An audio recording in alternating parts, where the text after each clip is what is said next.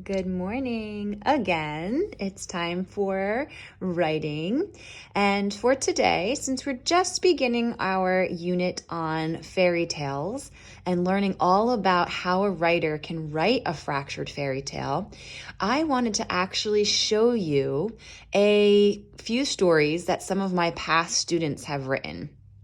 These are all fractured fairy tales that they wrote based on an actual fairy tale. We have a few Cinderellas. We have Cinderella who wanted to be a plumber. We have Cindermel. We have Cinderira. We have the three little hippos. We have the three little mice and the big bad, I believe it was a cat. And then right here, we have the red strawberry man instead of the gingerbread man. These were some of the ones I saved because they did such an incredible job in writing them. And I wanted to share some with you because I want you to see that you can write your very own fractured tale. These are other second graders just like you. And so I'm going to read one to you. And then on our website, I'm going to put what I want for you to start thinking about and come up with today to begin the process of writing your own fractured fairy tale. Right, so I'm going to read this one to you today. So this one is called Cinderira. And the reason I'm showing you this one first is because it is a simple fractured fairy tale. But it does have all of the pieces that we want in a fairy tale. So I'm going to show you these different ones to show you the different levels and how some are written a little stronger and longer than others, but they all have every piece that they need to have to be a fractured tale. Once upon an Ireland, there lived two stepsisters, Grace and Dyra. They made Cinderira do all the chores. Grace and Dyra made Cinderira pamper both Grace and Dyra. Cinderira was tired of all the work. Spa, makeup, hair, dress. Meanwhile, Grace and Dyra went to a ball, while Cinderira cleaned the whole house. The bedrooms, the bathrooms, the living rooms, the kitchen. 1 hour later, an old woman appeared and helped Cinderira go to the ball.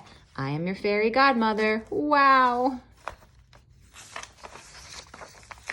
2 minutes later, the fairy godmother helped Cinderira go to the ball with her hair, her jewelry and makeup, her outfits, and the carriage. Finally, Cinderira made it to the ball to meet Prince Clover and marry him.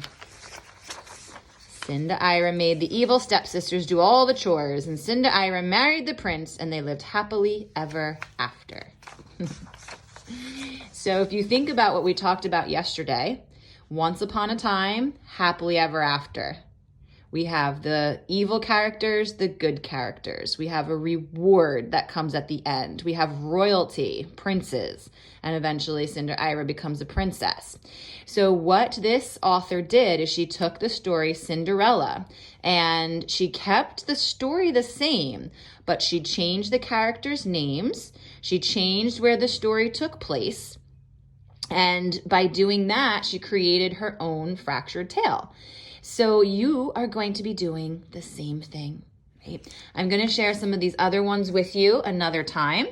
But right now, I want for you to get started on planning your fractured fairy tale.